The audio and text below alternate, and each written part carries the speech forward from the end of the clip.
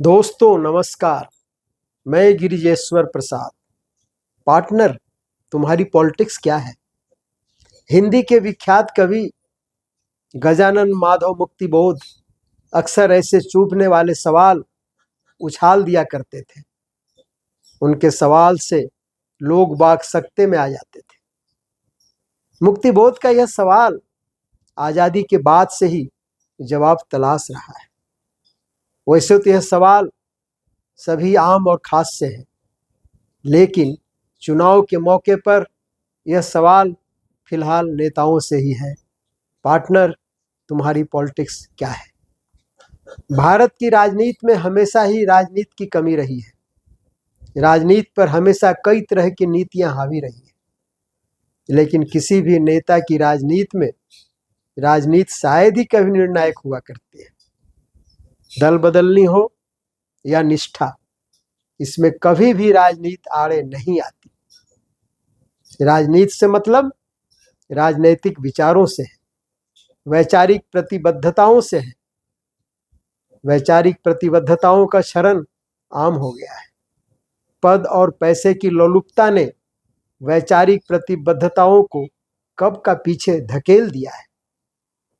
हाल के वर्षों में बड़ी तेजी से और बेशर्मी के साथ इसका प्रदर्शन हो रहा है और अब यह आम जन के बीच स्वीकार्य भी हो गया है। चिंता तब होती है जब किसी सामाजिक आंदोलन से निकले नेता और बुद्धिजीवी ऐसा करते हैं। सामाजिक बदलाव के लिए महान विचारों की उंगली थामे चलने वाले नेताओं की निष्ठा बदलती है तो पीड़ा होती है। यह किसी की व्यक्तिगत पीड़ा नहीं है, बल्कि समाज के उस तबके की पीड़ा होती है जो आंदोलनों के रास्ते बदलाव के सपने देख रहा होता है। किसी बड़े सामाजिक बदलाव के लिए निष्ठा में बदलाव करे तो इसे समझा जा सकता है, परंतु विशुद्ध निजी हितों के लिए निष्ठा बदली जाए तो इसे क्या कहेंगे? अब यह साफ देखा जा रहा है कि पद और पैसे की लालसा में उस दमनकारी और अमानवीय विचारधारा को ही मजबूत कर रहे हैं जिसके खिलाफ वे ताउम्र संघर्ष करते आ रहे थे। इससे सामाजिक आंदोलन को भारी धक्का लगता है।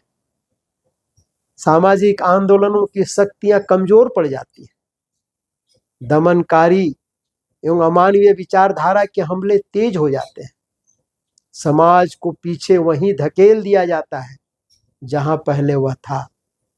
लेकिन इससे उस नेता को कोई फर्क नहीं पड़ता जो निष्ठा बदलकर दमनकारियों की गोद में बैठ गया है।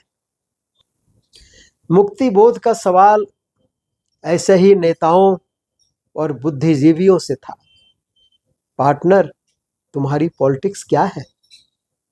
मैं मुक्तिबोध के सवाल को आगे बढ़ा रहा हूं। मेरा सवाल उनसे है जो फूले, अंबेडकर और पेरियार की विरासत का वाहक होने का दावा करते हैं, जो खुद को सामाजिक न्याय का योद्धा घोषित करते नहीं थकते।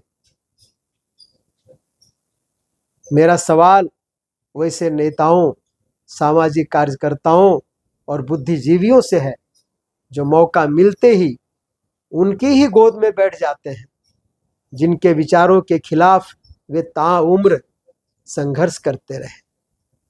मैं बार बार पूछना चाहता हूं, पार्टनर, तुम्हारी पॉलिटिक्स क्या है? दरअसल भारत में गुलामी के दौर से ही सामाजिक न्याय की एक धारा अपना स्थान बनाने लगी थी। ज्योतिबा फूले, साहू जी महाराज और डॉक्टर अंबेडकर ने अपने समय और काल में उल्लेखनीय योगदान दिया था। उनके दिखाए रास्ते पर आगे चलकर देश के संविधान में सामाजिक न्याय की अवधारणा को महत्वपूर्ण स्थान मिला। आजादी के बाद धीरे धीरे ही सही सामाजिक न्याय एक आंदोलन बन गया।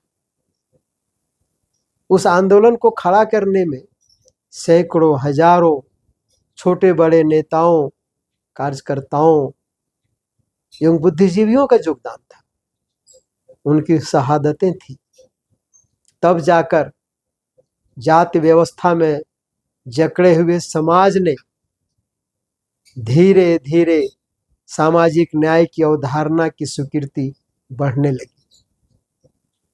लंबे और कई बार तीखे संघर्षों के बाद सामाजिक न्याय की शक्तियां मजबूत होती गई।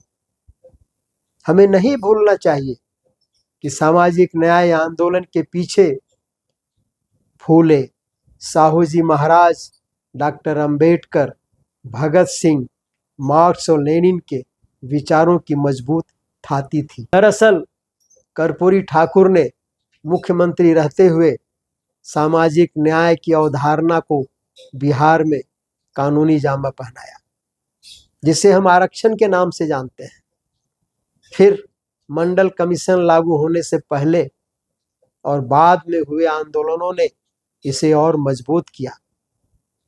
सामाजिक न्याय की धारा लगातार मजबूत होती चली गई, समाज और राजनीति दोनों में। यह दौर सामाजिक और वैचारिक क्रांतियों का दौर था।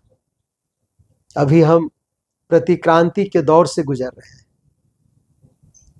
सामाजिक न्याय की अवधारणाओं को बदला जा रहा है, उसकी व्याख्या नए सिरे से की जा रही है। सामाजिक न्याय की ताकतें कमजोर होती जा रही हैं।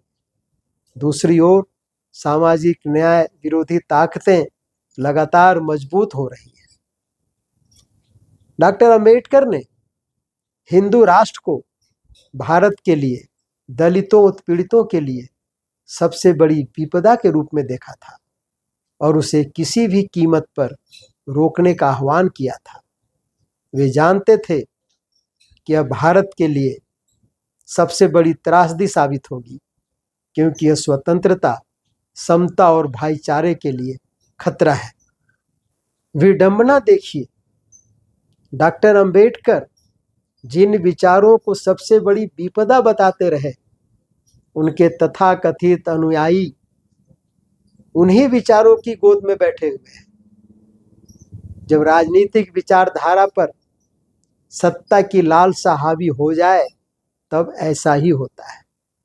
वैचारिक क्षरण का इससे बड़ा उदाहरण दुनिया में कहीं और नहीं मिलता है।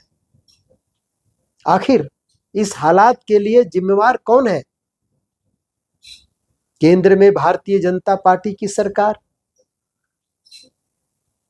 खुद प्रधानमंत्री नरेंद्र मोदी, या फूले अंबेडकर का नाम लेकर राजनीति करने वाले वैसे लोग जो आज सत्ता के तलवे सहला रहे हैं? किस किस का नाम लो, कहां से शुरू करो? आप पर छोड़ जाता हूं। आप ढूंढें और उनके सामने वैसे ही सवाल उछालें जैसा मुक्तिबोध उछालते हैं। पार्टनर, तुम्हारी पॉलिटिक्स क्या है? आज डॉक्टर अंबेडकर साहब की जयंती है। इस अवसर पर मैं उन्हें सादर नमन करता हूं। धन्यवाद, नमस्कार।